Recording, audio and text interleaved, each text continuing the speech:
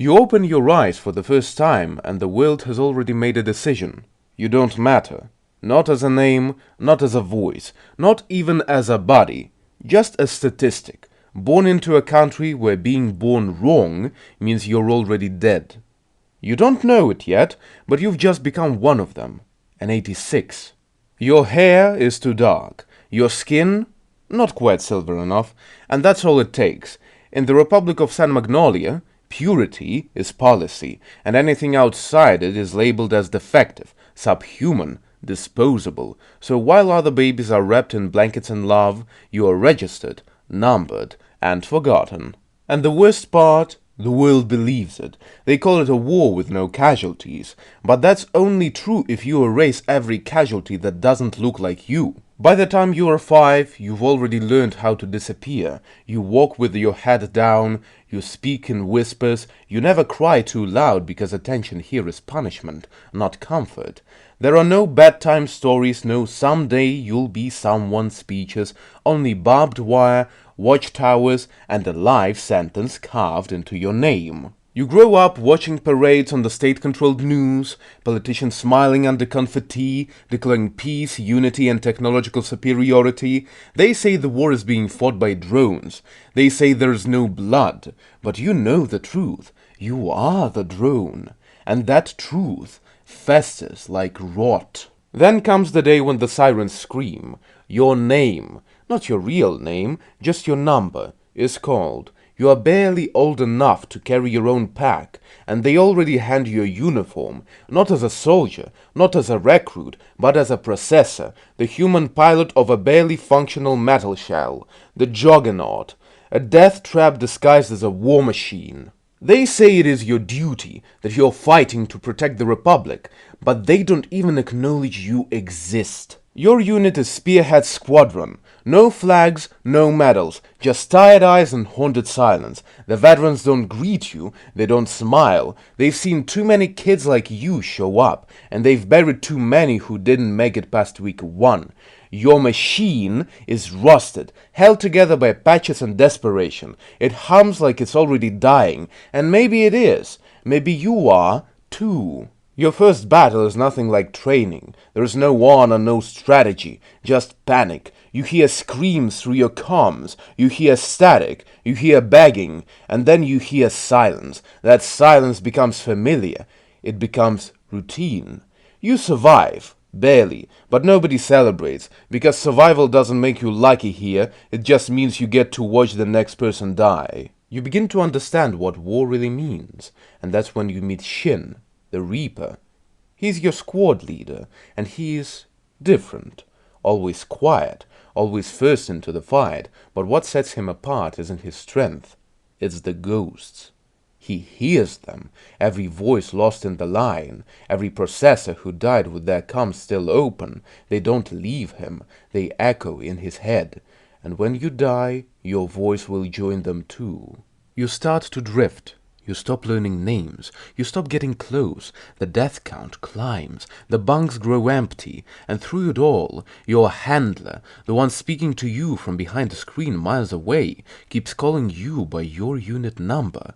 Never your name. That changes. Her name is Lena, and for some reason she starts treating you like a person. She says your name, she asks questions, she listens when others don't. At first you think it's a tactic, a performance, but she keeps showing up, she keeps caring, and slowly, painfully, you begin to trust her. Lena doesn't just see your number, she sees the cost. Because here's the truth, being an 86 isn't about fighting the enemy, it's about being used by your own people. The juggernaut isn't your weapon, it's your grave. The mission isn't survival, it's erasure. The Republic doesn't want you to win, they want you to disappear, quietly, efficiently, and off the record. You realize that you were never supposed to live long enough to question it. You were meant to die in silence. Then comes the final mission, one last suicide run deep into enemy territory. There is no promise of survival, no chance of return, but you accept anyway, because hope here feels like betrayal, and death at least feels like something you chose. One by one, your squad falls. Kurena, Anju, Theo. Each death slices deeper, each scream stays with you. Raiden is wounded, Shin is barely breathing, and you don't even cry anymore. You just keep walking, because if you stop, it all ends, not just for you, for everyone who came before. You return, scarred, traumatized, alive, somehow. And when you arrive back at the camp, Lina is there, not as a handler, not as an officer, just as someone who never stopped seeing your humanity, even when the world told her not to. She says your name, and it hits harder than any bullet ever could. You try to live now. You try to remember what it means to be human, but the damage is deep. You walk through cities rebuilt on your blood. You hear people talk about peace like they earned it. They thank you. They smile. They never saw the inside of a juggernaut. They never heard the voices in Shin's head. They never saw the faces of children burned into twisted metal. And they never will. You visit a wall one day, newly constructed. A memorial, names carved into stone like it makes up for years of silence. Names of friends, names of ghosts, names of people who weren't supposed to be remembered. You find yours there, because as far as the Republic knew, you died. And in many ways, you did. So why does it suck to be born in 86? Because from the moment you took your first breath, you were seen as a threat, a mistake, a problem to be solved with numbers and lies, because your life was spent fighting a war that refused to say your name, because your government chose to hide your death rather than admit you ever lived, because even your victories were used as evidence that the system worked, when it only survived by devouring people like you.